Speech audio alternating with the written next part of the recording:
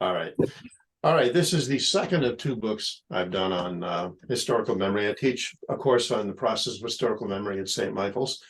And this one is General Grant and the Verdict of History, Memoir, Memory, and the Civil War. Now, I am going to assume that even though I've spoken to Rich's group a couple of times, that not everyone who's watching us tonight has either read my first book or seen me present about it. So I'm going to spend just a couple of minutes at the beginning of the show talking about that to put it in context. All right. This is a quote from Winston Churchill. History will be kind for me, for I intend to write it. But it could easily have been a lot of people, including Ulysses S. Grant. Bottom line is, people who write history, when it involves them, they're always going to come out looking good. Everybody's going to be the hero of their own memoirs. That's just human nature. Yes, some people may admit I didn't do as well as I could have done there, but for the most part, humans being what we are, if something goes wrong, we're going to try to find a way to make it look like it wasn't really our fault. That's just kind of the way things work. And unfortunately, for some reason, people seem to have forgotten that memoirs are not a historical document. A memoir. I see the picture. It's got it. The sound sucks. I mean, there's no sound. Okay, I get sound. Okay, some look. problem on their end, like they didn't turn it on, or No, it's my end. Okay. Since I got out of using Zoom. Are there people there who can hear me? Let Frank Varney speak, please. Okay. Come on. Historians understand that memoirs are there's somebody trying to tell their part of the story, and yet for some reason memoirs seem to be treated like a historical document. Now, part of that could be the very dramatic setting in which he wrote it. I mean, the poor guy was dying of esophageal cancer. He was in a lot of pain. He was under enormous stress because he was bankrupt, and he was racing to finish his memoirs and finished them only a few weeks before he died. And he finished them and passed away only about 2 hours south of where I'm speaking from, just outside Saratoga Springs, New York. There are people who mistakenly believe I don't like Ulysses S. Grant.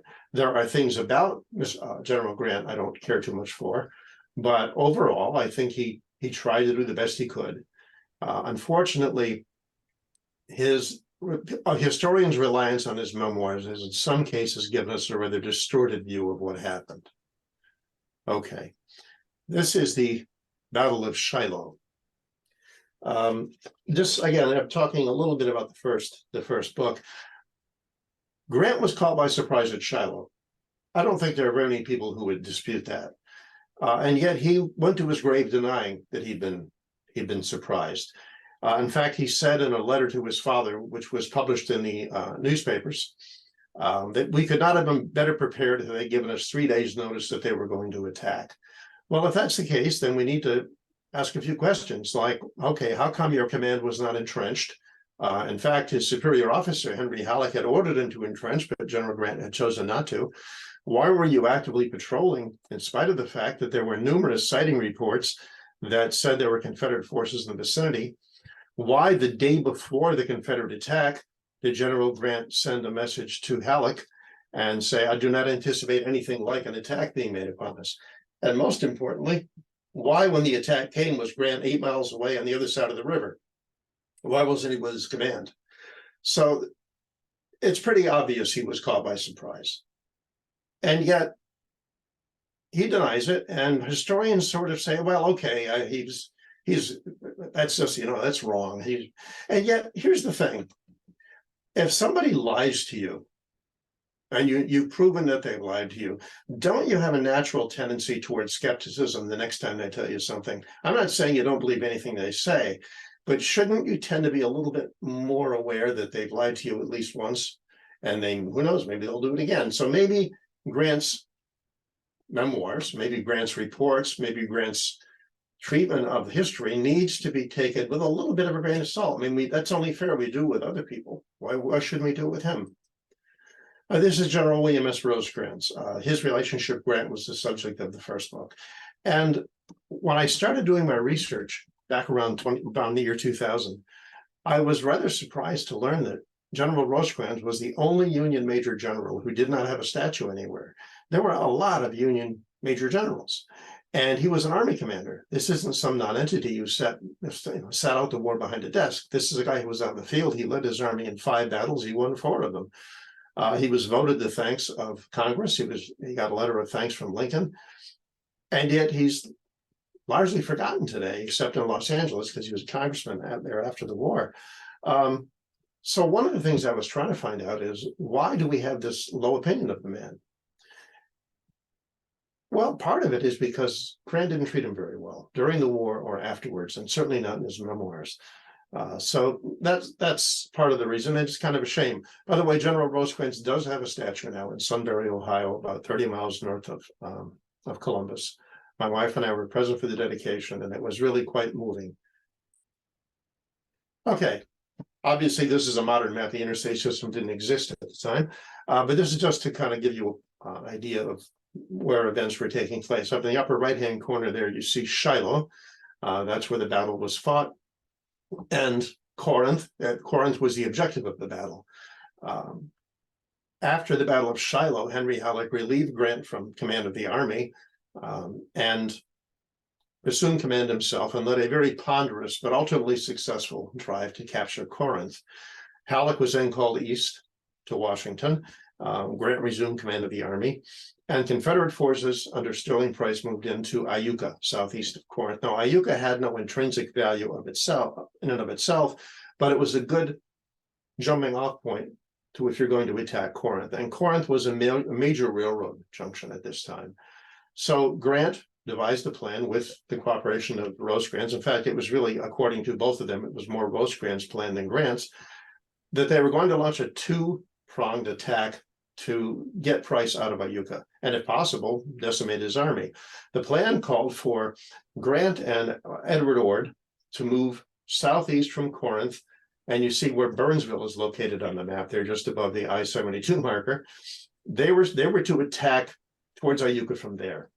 Meanwhile, Rosecrans was to take about half the army south to Jacinto, and then swing it east and come up to Iuka from the south. There were 2 good roads out of Iuka in that direction. Rosecrans was to cover both of them. And then when Ord's and Grant's attacks went in, he was then supposed to attack the Confederate rear. Unfortunately, the whole thing unraveled. It just didn't work out well at all. Ord and Grant stopped their advance at Burnsville, about 8.5 miles away from Iuka, and they just sat there. Apparently, there was one of those acoustic shadows, which occasionally happened during the Civil War, and they did not hear the firing from Rosecrans' column. Rosecrans, for his part, had realized once he got underway that the 2 roads he was supposed to cover, you can see them there on the map, running southwest and southeast, were much farther apart than they had been led to believe. And the terrain between them was very bad, very swampy. If he had tried to cover both roads, he was really asking to be defeated in detail. He had a smaller force than Price did anyway, and dividing that force with 2 unsupporting columns would not have been a good idea. And in Grant's first report of the Battle of Iuka, he agreed with Rosecrans' actions. What Rosecrans decided to do was advance up the one road, the Jacinto Road, until you came to that little cross intersection there, the Bay Springs Road. Then he could swing east and cover both roads. The problem was the inactivity of Ord and Grant's columns meant that Price was free to concentrate forces against Rosecrans, who was unable to clear the Bay Springs Road in time to prevent Price from escaping out to the east. So it was a victory. It just wasn't a terribly decisive victory.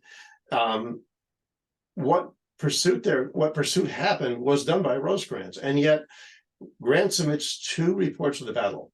In the first one, as I said, he agrees with Rosecrans' decision and has no complaint about him. He speaks of Rosecrans in very positive terms. His second report, written a little over a week later, was much more negative, and he talked about the escape of the Confederate Army and that there was no pursuit, and he elaborated upon that years later in his memoirs when he claimed Rosecrans did not pursue at all. Well, that's simply not true. Rosecrans did pursue. He pursued quite a while, and bear in mind, his force was smaller than the army he was chasing, and had been spent 2 days in forced marches and battle, and yet he's in pursuit of Price. However, Ord's column turns around and goes back to Corinth. That's the fresh troops. Also, the only messages we have that are in the OR today and are in the Rosecrans papers and are in the Grant papers are orders from Grant to Rosecrans calling off the pursuit. So it's simply not true to say that Grant ordered Rosecrans to pursue and Rosecrans did not. That's pretty much the opposite of what happened. Okay, before I go on to the Battle of Corinth, I just want to bring your attention to something odd. At Iuka, there was a period of 40 hours, in which Grant and his force is apparently sitting inert in Burnsville. Why?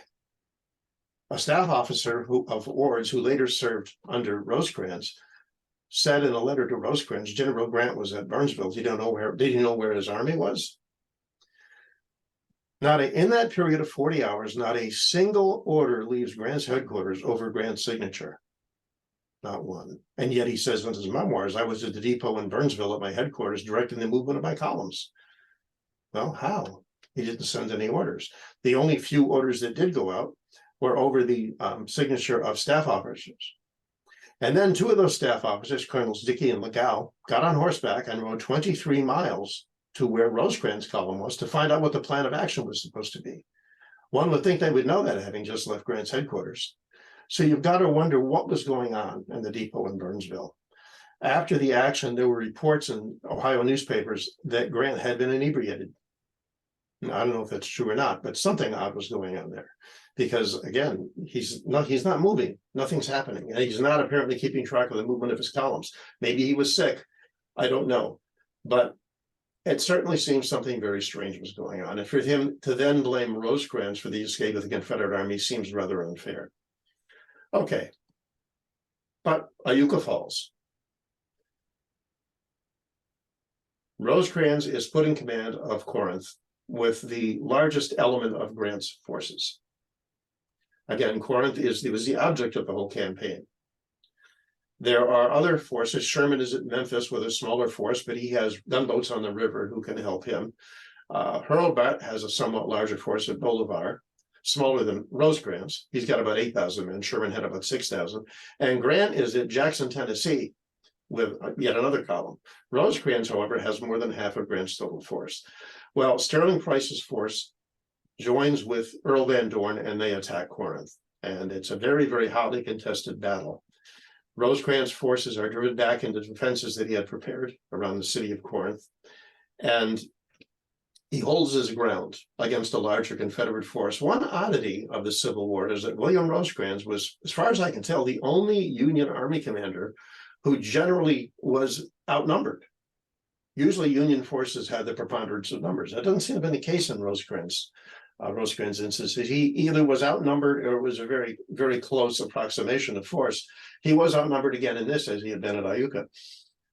He did hold on, and a relief column was dispatched from Grant, commanded by James McPherson. Van Dorn withdrew. Grant sent Hurlbut, now joined by Ord, to assume command, to contest the crossings of the Hatchie River so Rosecrans could come up on Van Dorn and attack from the rear. And Rosecrans tried to carry his part of the plan. The problem is when Ord got to the Hatchie River, he attacked the Confederate elements that had crossed the river, drove them back, and then instead of holding the bridges from his side, he pursued, and he got his army pinned under a bluff, under heavy fire, and he was unable to stop Van Dorn from sideslipping his forces and escaping by another unguarded crossing. Grant chose to blame Rosecrans for this escape. Again, he claimed Rosecrans failed to pursue. Again, Rosecrans did pursue. You can see it in the OR. The only orders regarding a pursuit are Grant calling off the pursuit over the objections of Rosecrans, and I might add of Hurlbut, and I might add of Henry Halleck and Washington, who asked Grant why he was stopping the pursuit. Why don't you reinforce Rosecrans? Grant basically dodged the bullet there. So Grant takes credit for a victory at the Battle of Corinth, and he gets credit from a number of historians. It's a battle he is 58 miles away from, and not in telegraphic communication with the elements doing the fighting for most of that time. And yet he somehow gets credit for the victory, and Rosecrans gets blamed for once again letting a larger Confederate army escape. It just seems odd somehow. Okay, would you buy a used car from this man? I'm not sure I would. His name is Mortimer Leggett. He was a colonel with Hurlbut's command. Between those two reports I mentioned of the Battle of Iuka, when the first one Grant complimented Rosecrans and the second in which he criticized him, between those two, a letter from this gentleman, using the term somewhat loosely, arrived at Grant's headquarters, addressed his chief of staff, John Rawlins. And in it, Colonel Leggett said some kind of nasty things about General Rosecrans, among which he claimed that the reports in the Ohio newspapers that Grant had been drunk and at Burnsville during the Battle of Iuka had come from Rosecrans. He did not say how he knew that. Now, is it possible that they did? Yes, it is. It is possible. But we don't have any evidence that Rosecrans was responsible for it. He flatly denied it when he was asked. And there were plenty of Ohio units with Ord's command who would have been in the position to actually see Grant at Burnsville. So it's possible Rosecrans said it. It's also highly possible he did not say it, just as we don't know whether Grant was drunk or not. But the bottom line is whether or not Grant was drunk and whether or not Rosecrans said to the press that Grant was drunk. If Grant believed Rosecrans had said it, that's all it took. And this gentleman is apparently the one responsible for putting that bug in Grant's ear. So Colonel Mortimer Leggett, otherwise something of a non-entity in the Civil War, may have contributed to the feud between Grant and Rosecrans. Okay, the Battle of Stones River. Rosecrans is given a separate command, which he renames the Army of the Cumberland. He fights the battle at Stones River on New Year's Eve, New Year's Day, and he wins. There's no getting around that. He wins. At the time, it was considered an important victory. As I said, he was voted the thanks of Congress. He got a very nice letter from Lincoln thanking him at the time when the country sorely needed a victory. You provided one. And yet today, it's either treated as sort of a bloody draw, or as one historian put it, if it was a victory, it was only in the most marginal sense. And Rosecrans' contribution seems to be largely ignored.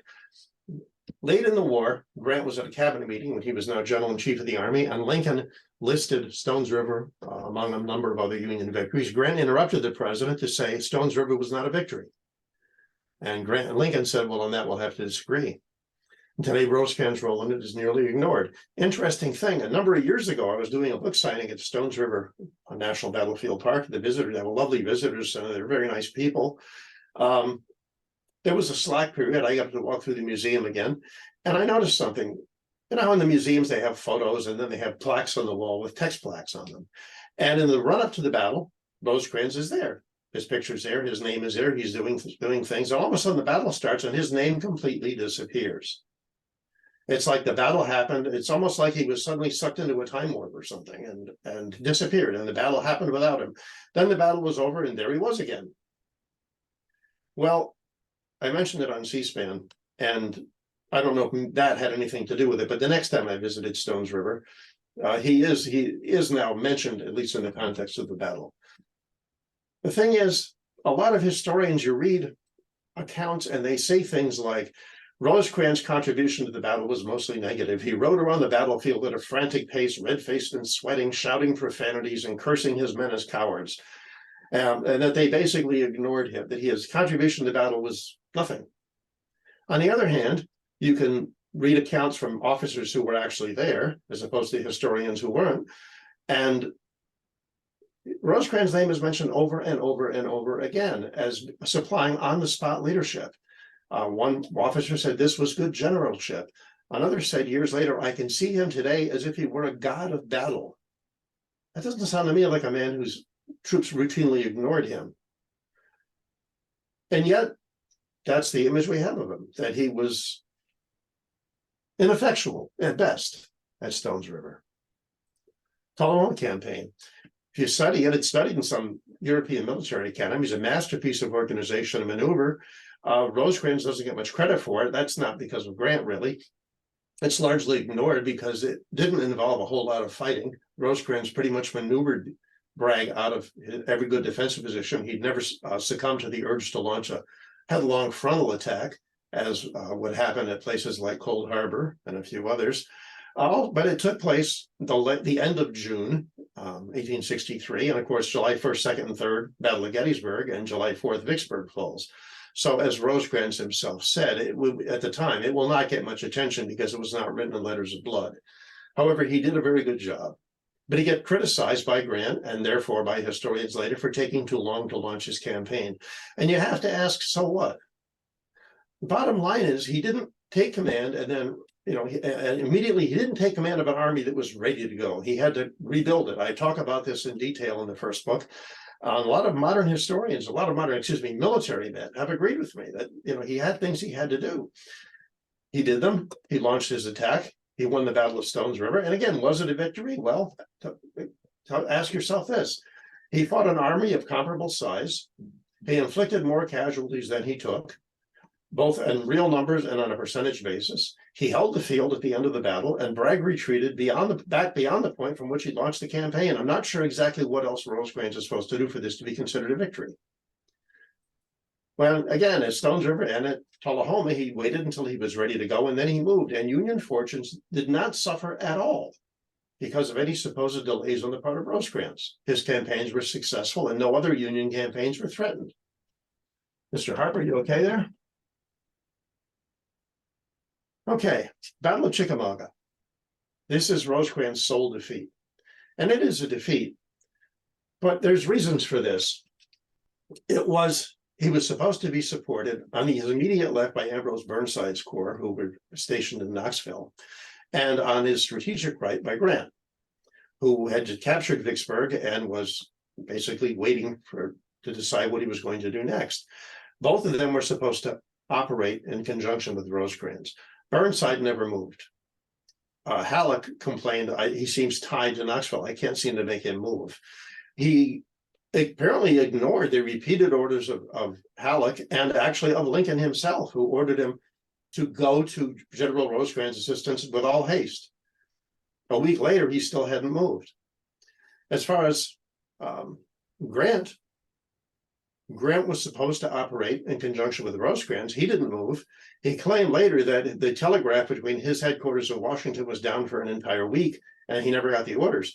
I don't know. It just seems counterintuitive to me that nobody in Washington would have noticed it's been a week and we haven't heard from Grant. In spite of the fact we've been sending him orders, there's been no response. There's this thundering silence from Vicksburg. And yet the telegram mysteriously went up again in time for him to be ordered to go to Chattanooga and possibly relieve Rosecrans from command, which he chose to do.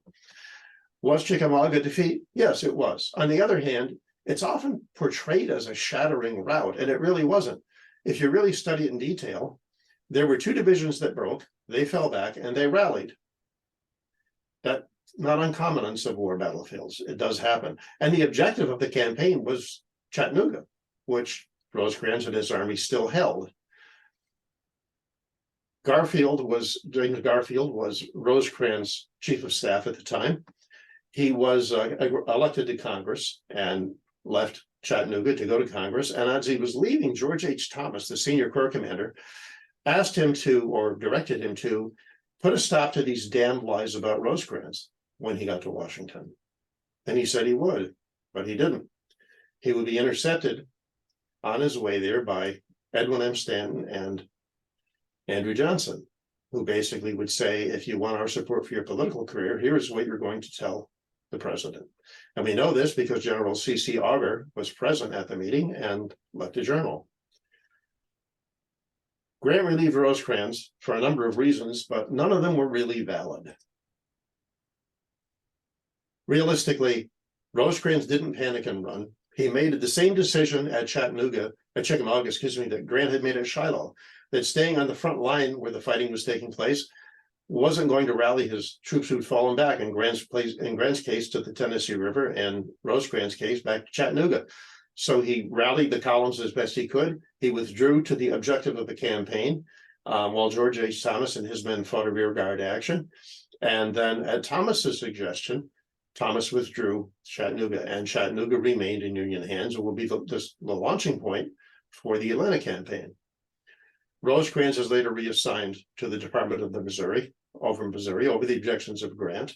And then Sherman launches his Atlanta campaign, and it's quite successful. We'll talk more about that in a bit.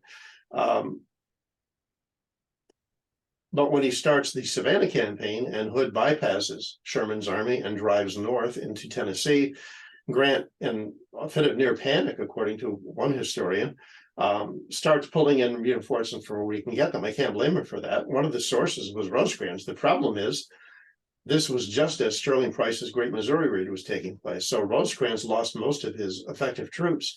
However, he did, with assistance from other forces, manage to stop Price's raid. My name was removed for taking too long. Okay, which brings us to the next topic, fighting Joe Hooker.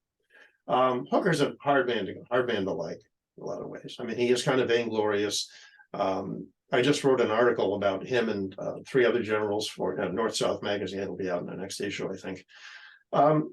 The thing is, Hooker has kind of gotten a bad rap. Stephen Sears did a pretty good job of explaining some things about him in an article he wrote in Defense of Fighting Joe. Battle of Chancellorsville. I'm speaking to a crowd of people who know a lot about the Civil War, so I don't need to explain Battle of Fredericksburg and the Battle of Chancellorsville to you. But one of the things that's interesting to note is that when Hooker's plan fell apart, there was a court of inquiry convened by the Joint Congressional Committee on the Conduct of the War, and they found that there were 4 reasons for the defeat at Chancellorsville, and 3 of them were not remotely Hooker's fault. Olive Rhodes Howard failing to guard the right, failing to watch out for an attack from the right, in spite of the fact that he had repeated orders from Hooker to do so, and warnings from lookout points. In the Hooker papers in the Huntington Library in Arcadia, California, there are copies of the signals that were being sent not only from Hooker's headquarters, but from observation posts to Howard, warning him of heavy enemy forces moving on his right. For God's sake, watch your right. For God's sake, prepare to receive them. He did not. He even refused reinforcements sent by Hooker. Angrily refused them, apparently. So Howard's failure to guard the right, it's hard to blame Hooker on that. Excuse me. Hooker being concussed, as you know, while he's leaning against the pillar in his headquarters. That's not anything he could really control. Even General Doubleday, who didn't like him, said that Hooker's, as he put it, his want of precision was not his fault at this point, because he was in great pain and quite heavily dazed. If you ever had a concussion, you understand how that works. And finally, when he sent orders to Sedgwick and Fredericksburg with the 6th Corps to attack and come behind Lee, Sedgwick made what has been described by many officers, including many of Sedgwick's own command, and the Court of Inquiry agreed, a half-hearted effort at best. Now, this doesn't make Chancellorsville a victory. Hooker's still defeated. He's expected, Army commanders have to overcome difficulties. He didn't do so. But it's not this case of Joe Hooker losing faith in Joe Hooker, as we've been told. He never said that. I mean, Sears, again, made a pretty solid refutation of that in that article in Defense of Fighting Joe. Okay, Lookout Mountain.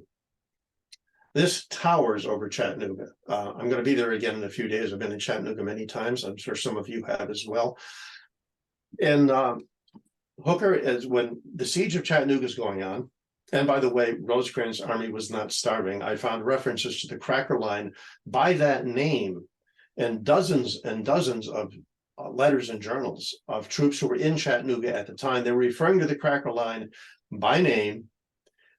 Before Rosecrans was relieved, it was up and running already. Grant did not take command in Chattanooga and miraculously opened the Cracker Line in 3 days. It was already working. Supplies were flowing. So anyway, Hooker's there. He's with 2 corps from the Army of the Potomac. Grant's plan is Sherman is to attack the Confederate left on Missionary Ridge. That's to be the main blow. Hooker is to attack the Confederate left on Lookout Mountain.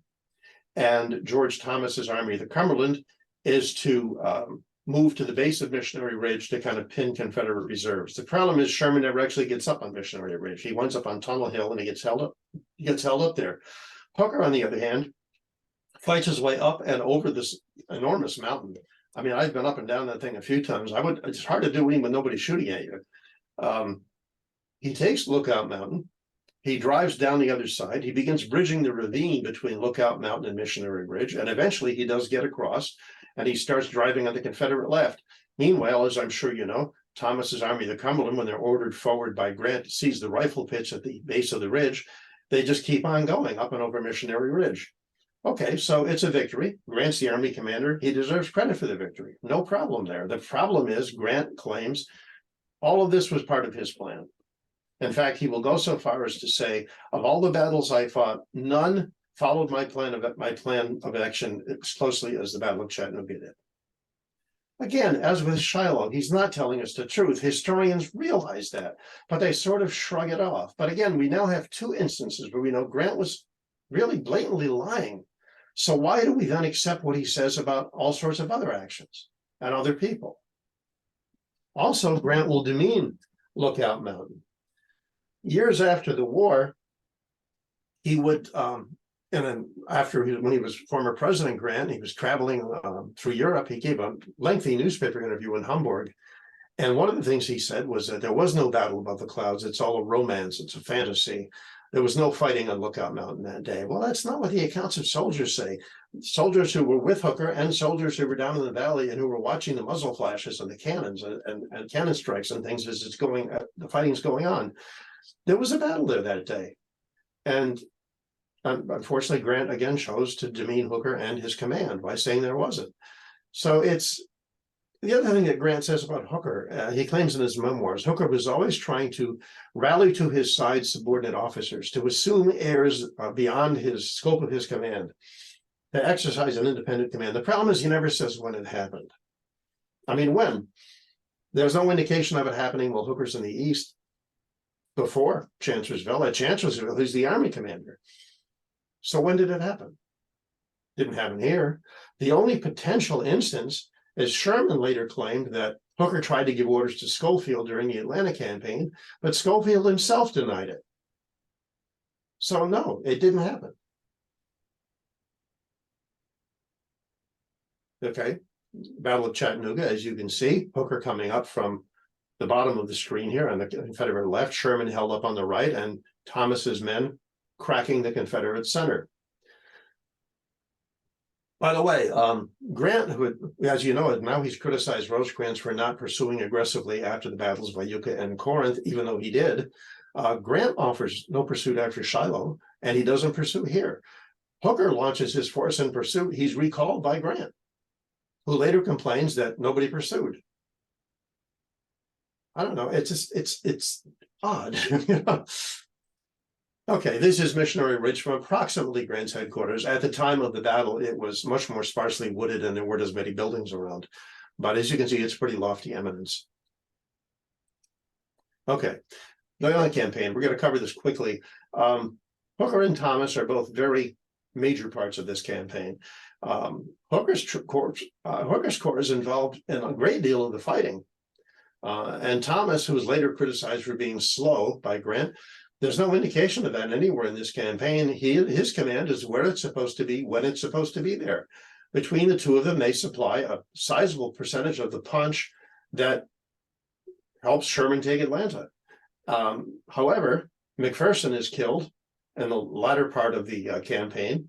And instead of promoting the next obvious officer to command of that force, which would be Joe Hooker, who was senior in command, age, and date of commission, Sherman promotes Oliver Otis Howard past him, the man who is basically the most responsible for Hooker's defeat at Chancellorsville.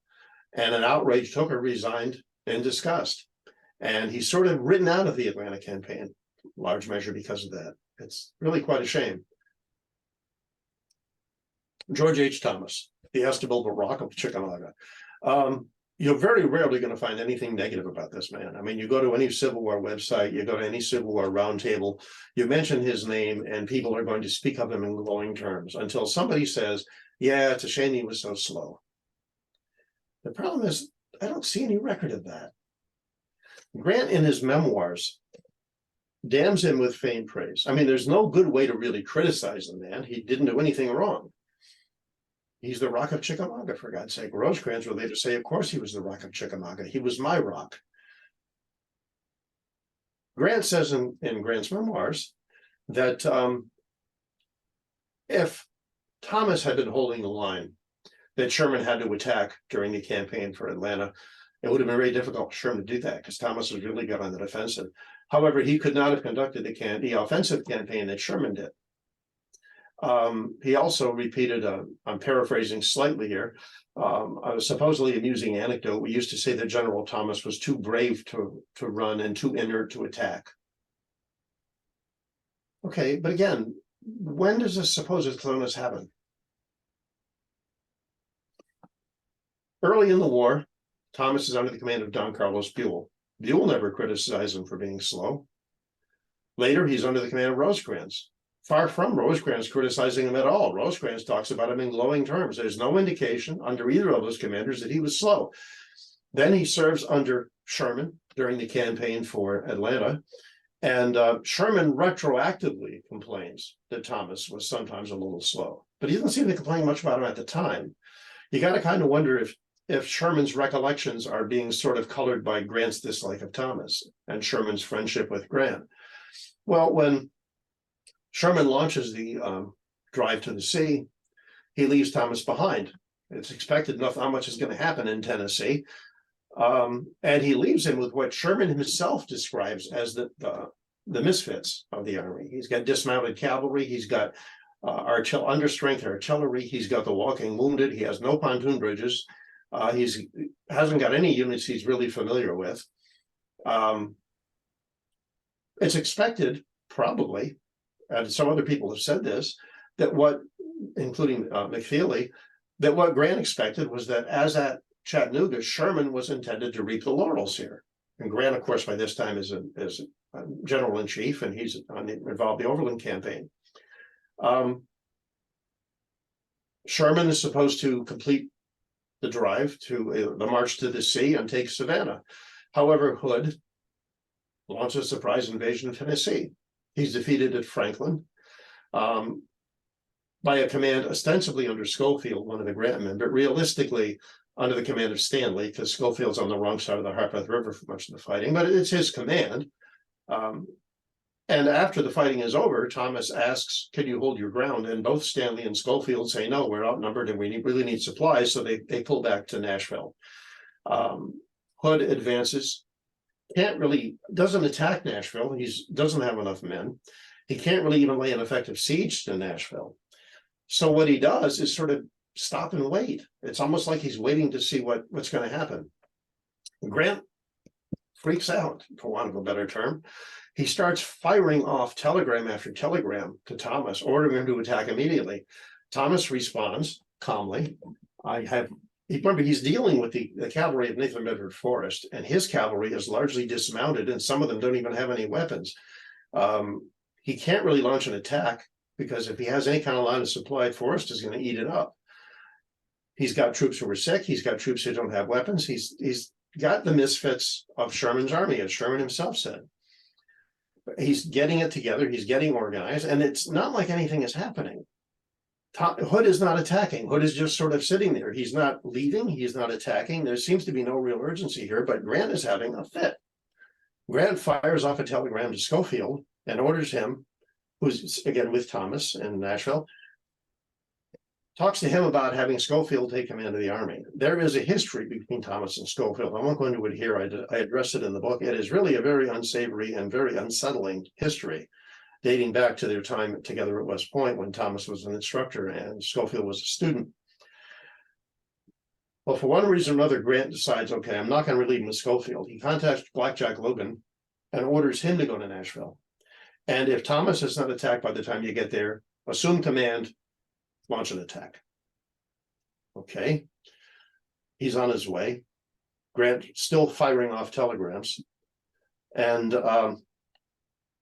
Thomas replies, we have a very bad ice storm going on here. He had actually taken casualties just trying to move his troops, and horses and men had gotten injured on the ice, falling on the ice, just trying to move into position.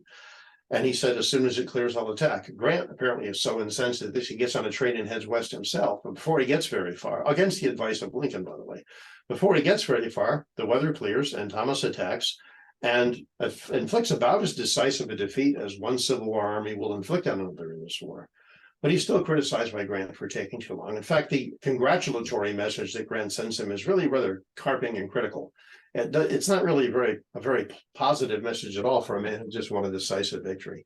Meanwhile, Stanton back in Washington is being his usual self. He's telling Thomas how much he admires him, but at the same time, he's criticizing him to Grant. Stanton, I think he's good at his job as Secretary of War, but again, like I said about Hooker, he's a hard guy to like. Was Thomas slow? Well, that's the memory we have that we've been left with. But there's nobody who seems to be complaining about him other than Grant and retroactively Sherman.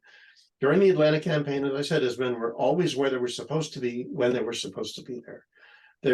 And again, if there was any slowness, you can't point to any instance in which it had a negative outcome on a campaign, or certainly in the outcome of the war.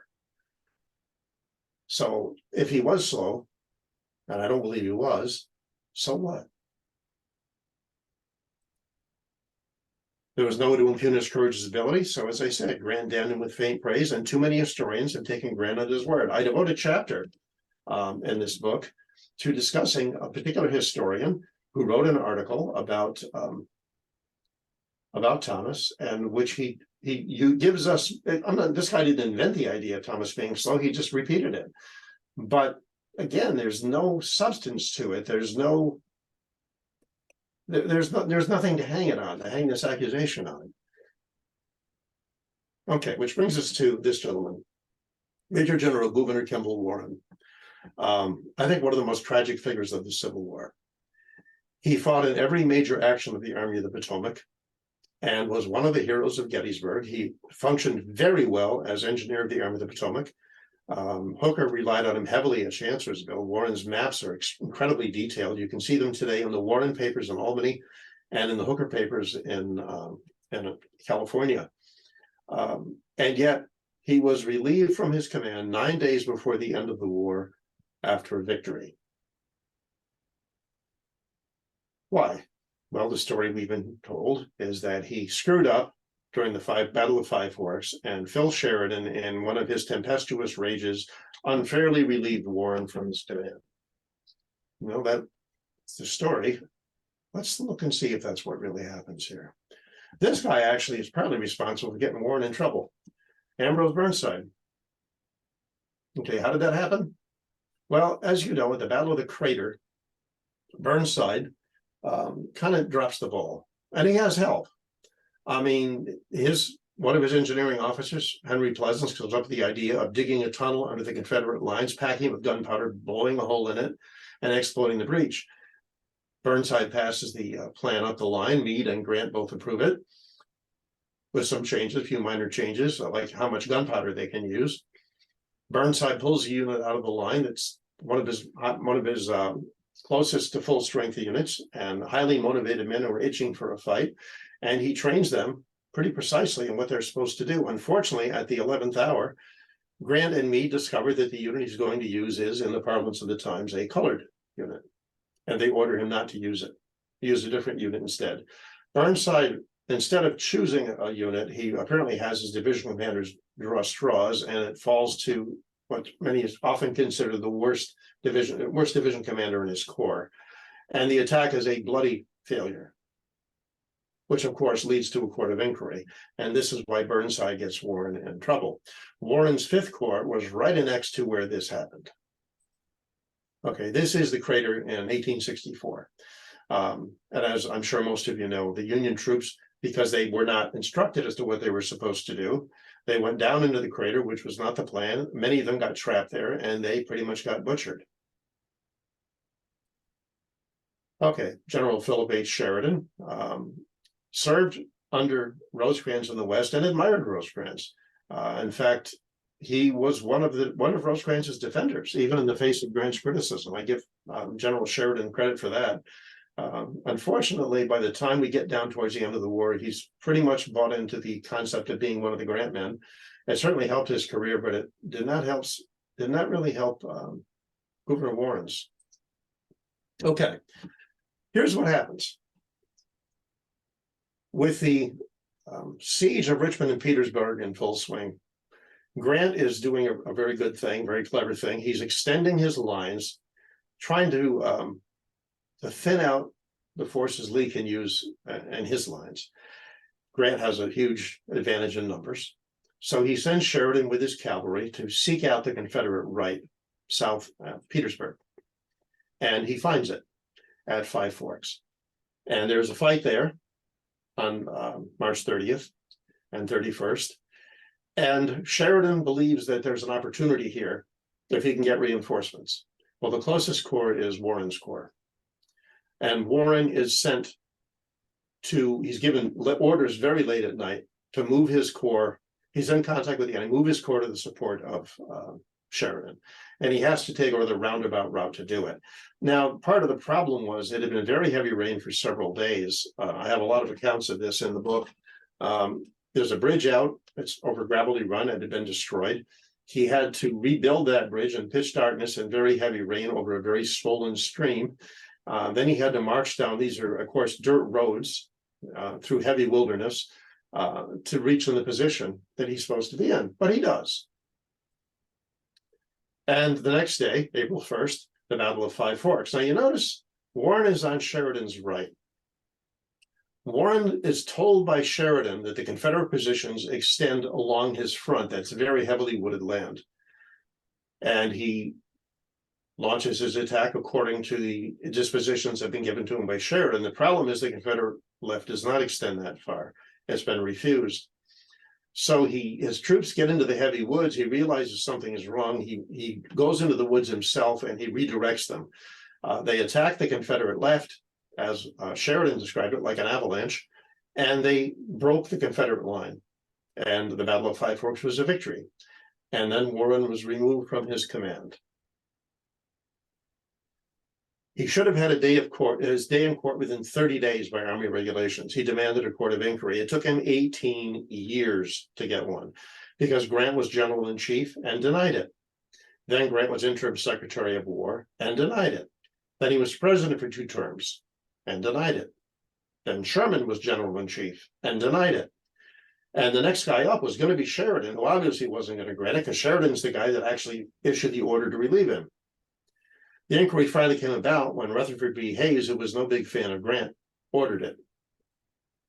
There were 81 days of testimony dragged on for 18 months, took place in Governor's Island in New York City. Here's the charges against Warren. He'd been slow in his night march and failed to reach his position by the appointed hour of midnight. That having reached the vicinity of Five Forks, he was slow putting his troops into action. That he didn't follow Sheridan's orders for the attack, that he didn't exercise adequate control over his troops, that he permitted one of his divisions to break and did not inspire his men, and that he ignored a direct order by Grant. First of all, this is Gravelly Run. I took this picture on a dry August day, not the middle of the night after 3 days of heavy rain, when it was swollen to, as one engineering officer put it, triple its normal size. Warren had to get his men across this. These are the kind of roads he had to take. This is a road in that area today. Obviously, most of the main roads are paved. A cavalry officer of Sheridan's command said that the mud was so deep that horses sank into it up to their fetlocks and had to be hauled out. And Warren's men marched across this road. That he was slow putting his troops into action. Well, when his column arrived where Sheridan was, they were ordered to stand down until Sheridan sent for them. Stand down and cook coffee is exactly what Sheridan said. Sheridan, if Warren was late getting there, as was later recharged, Sheridan showed no concern about it. He wasn't angry. He was taking a nap when Warren arrived. He sent officers to meet Warren's men, and when they came to the head of Warren's column, they expressed surprise that he was as far along as he was. One of Sheridan's own officers said that the movement of the Fifth Corps was delayed due to the led horses of the cavalry, Sheridan's command, who were making a reconnaissance. That he didn't follow Sheridan's orders. Sheridan claimed Warren issued orders that were at odds with what he had told him to do. Multiple witnesses from Warren's headquarters staff and from Sheridan's testified they saw Warren copy Sheridan's map. Sheridan scratched out on the ground what he wanted. Warren copied it to a map, showed it to Sheridan, and Sheridan said, that's it. Then Warren wrote out his orders accordingly. Sheridan approved them. Warren said under oath, if it wasn't what he wanted, I would have obviously changed what my orders were. But Sheridan never expressed any dissatisfaction with the orders Warren gave his division commanders. That he didn't exercise adequate control. Well, as I said, Warren had to go into the woods himself to redirect his troops after Sheridan gave them faulty information as to where the Confederate lines were. that he permitted one of his divisions to break. Eyewitness testified. Troops retreated, but rallied and attacked with Warren at the head. And some of the officers who so testified were again officers of Sheridan's command. Sheridan's testimony included the following exchange. As far as I understand, you had no knowledge at the time of what General Warren did in this battle after you parted with him at the beginning of the attack. No, I had no knowledge. Did you make any inquiry to find out what he'd done? I didn't have time. You never asked him? No, I didn't. And yet he relieved him of command. After he testified, he had no idea what Warren actually did during the battle. But he relieved him of command with the words, when Warren sent an officer, a staff officer, to Sheridan to find out what he should do next after the Confederates had fallen back, he was told General Warren, by God, he wasn't in the fight, that he's relieved of his command. This is why Warren's final assault, again, breaking the Confederate line. He's one of the architects of the victory, he and Sheridan together. This is an aerial view. The area today, as you can see, is still not very well built up. That's the visitor center there, that little building.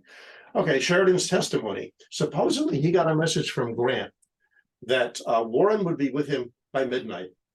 The problem was that simply wasn't possible. Warren didn't get the message until after 10, well after 10 o'clock.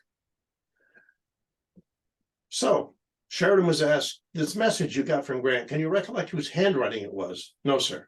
Can you recollect what you did with the original? No, sir. When did you last see the original? I don't know. Have you any reason to believe it's in existence anywhere? No, sir. Did you turn it over to the War Department? I don't know. And yet this is supposedly the key document showing that Warren ignored a direct order from Grant. Questions asked of Grant. There was a question, an issue which I addressed in the book, that he supposedly sent a message to Sheridan that war was on the way before he actually ordered Warren. Before he sent a message to me telling him to send Warren, he was asked why he did it in that order. Here's Grant's reply. I think there was a little delay of half an hour caused in that way before sending the message to General Warren. I think there was a little delay in sending General Warren his orders and consequent of that. I think that I did, as I've stated, but I will not be sure about that. I think there was a delay of that sort in sending General Warren his orders, which I did not know of at the time I wrote to General Sheridan. I think there was a delay long enough for General Meade to come to my headquarters to see me in person. Yes, I could not state it positively, but I have an indistinct recollection that there was a delay in that way. Here's the problem with that. It was Meade's suggestion, well, Warren's to Meade and then Meade to Grant, to send Warren in the first place. So if Grant sent orders to Meade and said, okay, go ahead and send Warren, why would Meade have to write to Grant to find out what he meant? Doesn't really make any sense. And again, could Grant's response be any more vague? This from a guy who supposedly had an excellent memory. The Warren Court of Inquiry. Grant volunteered to take the stand. He was not subpoenaed. This is former President Grant. He testified that Warren disobeyed a direct order. Warren was acquitted of all charges. Indications are the order from Grant never existed. Okay, here's the deal. The message that supposedly was sent, they identified various people.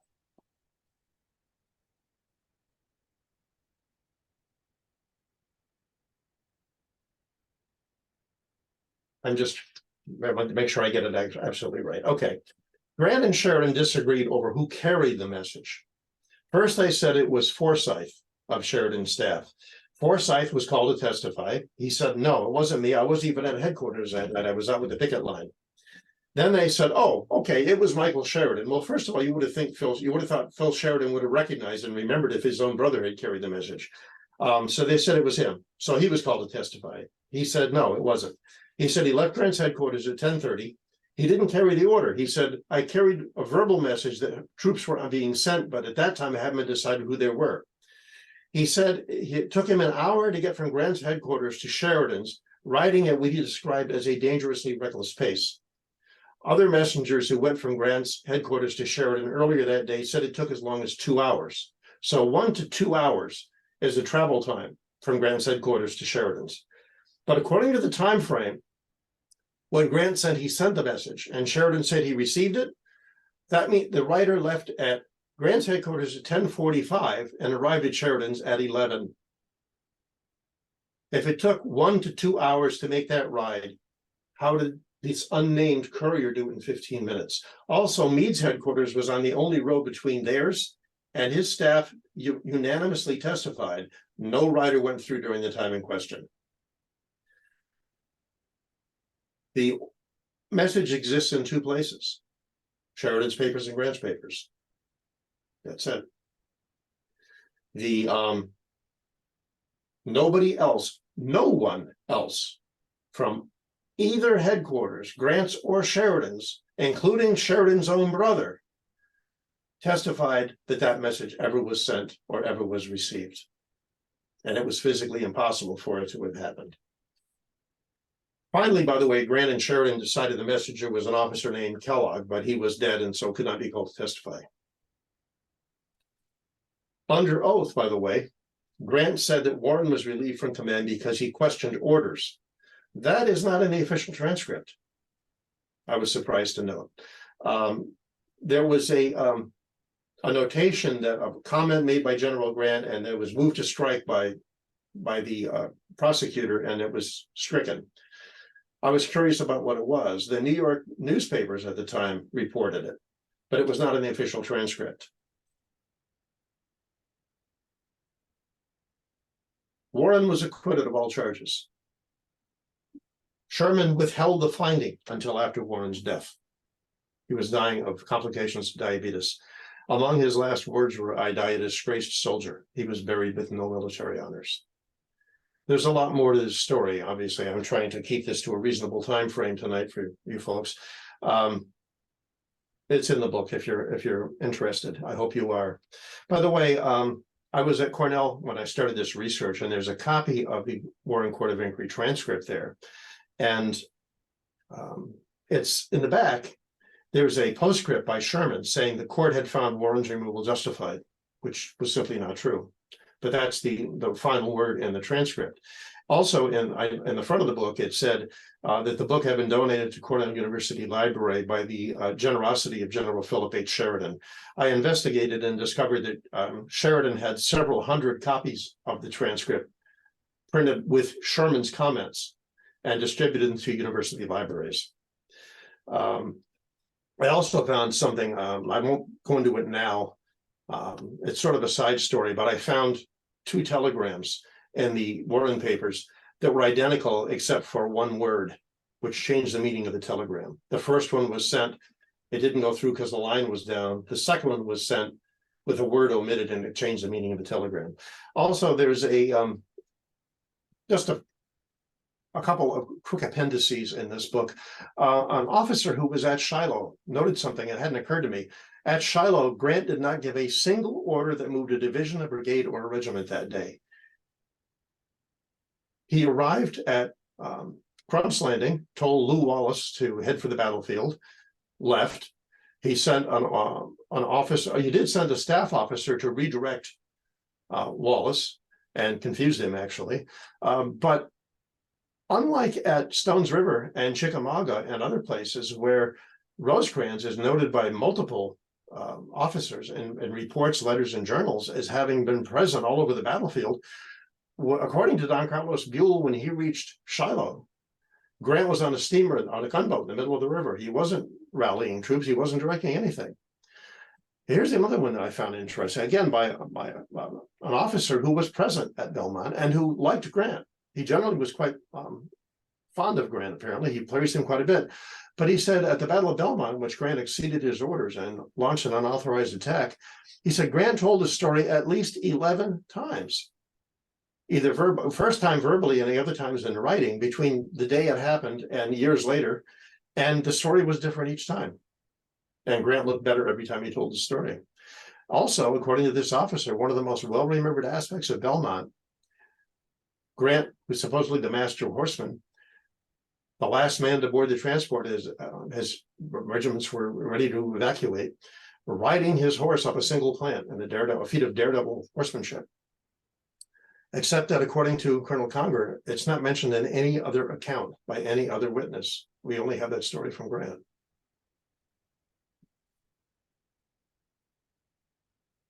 Okay, any questions? By the way, for those of you who want to know, I now, as you mentioned, teach at St. Michael's College. I was retired for only a few weeks, and they contacted me, offered me a job. My email, if you would like to order the book, an autographed copy from me, you can do it at frankpvarney@gmail.com. I'll leave this up. And of course, you can also order, if you don't care if it's autographed or not, you can order directly from the publisher, which is Savas Beatty. Or of course, you can also order through barnesandnoble.com or Amazon. Okay. I'm available for questions if anyone has any. Thank you for your attention. Hi, Frank. It's Henry. One Hi, Henry. question in chat is the transcript of Warren's court martial available, I assume, to the public? I don't know if it's available. I don't know if it's been digitized. I mean, I started reading, like I said, I started researching these books over 20 years ago, and I was working with the Warren transcript about 10 years ago. By the one of the things I found in the Warren papers, by the way, was his attorney's annotated trial notes, which was a really great help to me. But they are available. They are in libraries, university libraries. I know that Cornell had it, and they probably still do. And I imagine most major university libraries probably do. So if you have access to, or whoever asked the question, if you're anywhere near a big university, they probably either have it or they can get it for you through interlibrary loan. And we had another question. If you could please quote what Grant said, criticizing Thomas and Rosecrans. Well, he criticized Rosecrans frequently. Again, it's in the first book, but he claimed, for example, that at Iuka and at Corinth, Rosecrans, in violation of orders, did not pursue. He said in one case that I joined him and led the pursuit for a few miles, and then I turned back. And as soon as I turned back, he stopped the pursuit, went into bivouac. That's not true at all. And by the way, if Grant wanted a pursuit launch, he could have led it himself. In the case of the second battle, at the time the pursuit was actually being carried out, Grant was heading the other way. He was heading for St. Louis to visit his family. He criticized Rosecrans for those things. He claimed that Rosecrans' troops were starving, which simply wasn't true. He claimed that Rosecrans had drawn up detailed plans for breaking these, for supplying his army in Chattanooga, but I can only wonder that he didn't carry them out. He didn't carry them out. He was in the process of carrying them out. I mean, he criticized him for one thing after another. Thomas, the big thing was simply this idea that Thomas was slow. He never criticized Thomas for violating orders or failing to attack or anything else. But I mean, the attack on Missionary Ridge, there are multiple eyewitnesses who were at Grant's headquarters who reported Grant saying, Grant was furious when Thomas's men continued their attack on Missionary Ridge. Who ordered that attack? Thomas, did you order it? No, I did not. Did you order it? To the next officer. And the implication was heads were going to roll if this attack didn't succeed. And yet later on, Grant was happy to take credit for it. Now, he was the Army commander. That's fine. His overall plan was this attack on Missionary Ridge. He may have intended to launch the troops up the ridge after they captured the rifle pits, but the fact remains he didn't order it, and he seemed stunned when it happened. And then later on, he claimed that he had in fact intended it all along. So those are basically what they were criticized for. The issue as to what he was angry with Warren for, I should have gone into more detail. During the Crater Court of Inquiry, Warren was asked, what went wrong? You had a good view. What went wrong? Warren's response was under oath. The failure was because there was no one at the point of contact, again, not quoting directly, but very closely, with the authority to give orders to all the units involved. George Meade was at the Court of Inquiry, and apparently he was disturbed. He stood up and he said, "Are you talking about me?" Warren didn't say yes, he didn't say no. He simply repeated word for word what he'd said himself. The failure was because there was no one there with the authority to give orders to all units involved. Well, the units involved were one from the Army of the Potomac, one from the Army of the James, and Burnside's semi-independent Ninth Corps, which was attached to the Army of the Potomac by an administrative artifice because he was senior in command to Meade. The only person with the authority to give orders to all three units would have been the General-in-Chief, which would have been Ulysses S. Grant. He never named Grant, but Grant was quite positive that's who he meant. And that is who Warren meant. He wrote a letter to his wife in which he said, "I have gone up against General Grant. You must be prepared to see me disgraced." And he was. Grant waited for his opportunity. When one did not arrive, he invented one. And at the very end of the war, 9 days before the end of the war, he had Warren relieved from his command. He used Sheridan as his weapon to do that. Again, there's a whole lot more detail in the book than I can possibly go into here. So if you want more of the backstory, it's in there. Let me ask one more question. Sure. You know, what are your thoughts on Ron Chernow's biography of Grant? It's very well written. I wish Mr. Chernow had gone and looked at what people have been doing and research other people have been doing in recent years. I'm not the only one who has held up a new mirror to Ulysses S. Grant. I'm one of sort of the second wave who did so. There were people years ago, McFeely being one, and a few others who didn't accept Grant at face value. Then, unfortunately, we had this group of people come along who seemed to think that if Grant said it, it must be true. Well, I obviously don't feel that's the case. Dave Powell, who's written some wonderful books on the battles in the West. Dave and I are friends, and he agrees with much of what I say. We may disagree on some minor details, but we do agree. And Dave is quite adamant that Grant was surprised at Shiloh and that he did not order the attack on Missionary Ridge. David Moore, who wrote a biography of Rosecrans, he was working on it at the same time I was working on my book. We didn't know the other one existed. We met at the dedication of the Rosecrans statue. He's quite critical of Grant. And there are others. Joe Rose wrote a wonderful book about Ulysses S. Grant. Grant Under Fire. It's quite critical of Grant. Phil Lee wrote a book called Ulysses S. Grant's Failed Presidency. Unfortunately, none of that information seemed to make it into Mr. Chernow's book. So it's, as one historian said to me, he told the same old story in the same old way. And I mean, it's comforting to reread the history we think we know, but if it's not accurate, it's not doing us really a service. It is a very well-written book. I'll certainly say that for it. I have one more question, which I think is a great one to end with.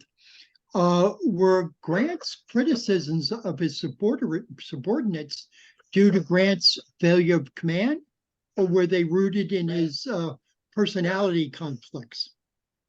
I think part of the problem is, it's easy to forget that we view history through hindsight. We read now about the Civil War, and we know that the Grant who comes very near to being defeated at Shiloh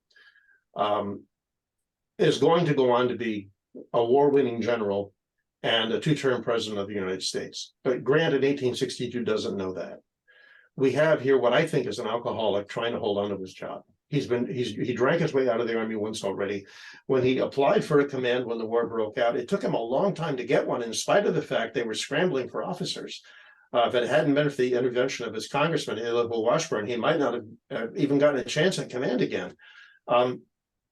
His first battle is Belmont, first battle of independent command, and he sort of drops the ball there.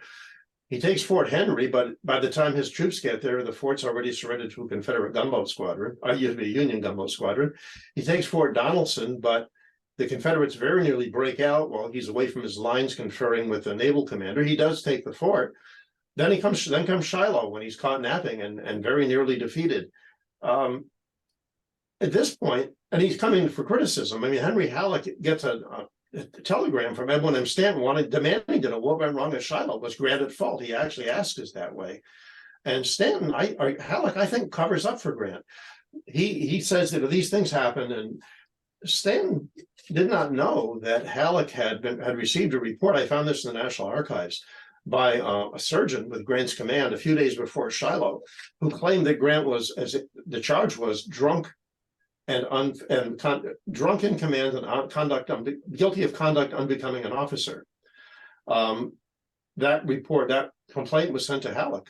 Halleck referred it to the surgeon superior officer, immediate superior, for disposal. That superior being Ulysses S. Grant.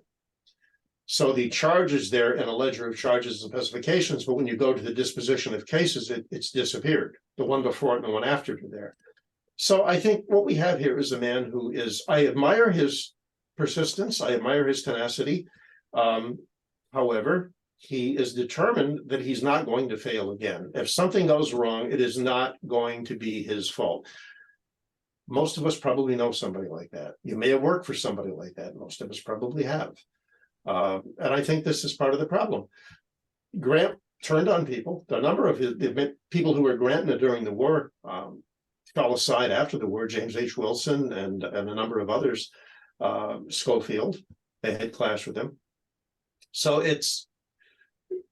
Grant is determined to succeed, and he overcame failure. I give him credit for that. But unfortunately, his way of overcoming failure wasn't always fair to other people. And in some cases, he took credit that was rightfully due to other men. Thank you, Frank. In chat, there are a lot of accolades for your presentation. I think it was great. Oh, A whole nother perspective, which is great. We need to have these dialogues on these events and individuals that are very big in our history.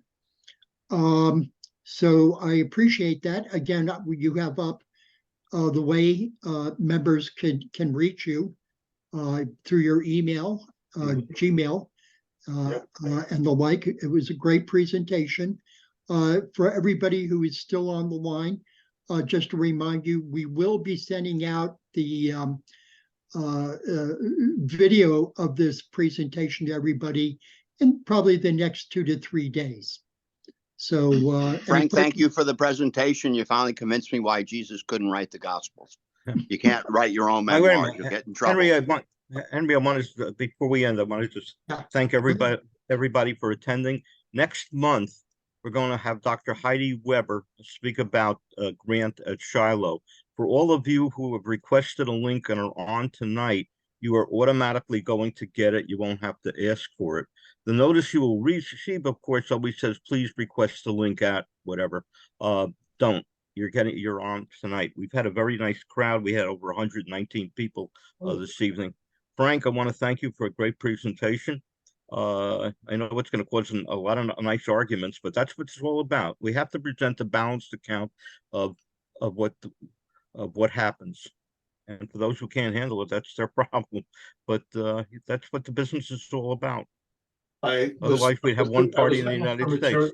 I'm sorry. It's not happening. Okay. I was looking for a particular source when I was working on the first book, and I contacted a historian who had used it and asked him, help me locate it. I didn't know what archive it was in. And in the process of the conversation, he asked if, he said he'd be interested in seeing my manuscript when it was done. And I hesitated a second and I said, there are places where I disagree with your conclusions. He said, do you do it respectfully? And I said, yes. He said, then there's no problem. He said, disagreeing is how we advance the field. And that's it. As long as it's done respectfully, nobody should get upset about it. Yes. Well, again, great presentation. We thank you for your time tonight, and I wish everybody a good evening. Thank you. Good night, everybody. Thank you for having me, and thanks to all of you who attended. Great job. Thanks, Thank you. Henry. Thanks, Rich. Okay. Thank you, Dr. Varney. It was very good. Thank you. Thanks, Henry and Rich, also. Thank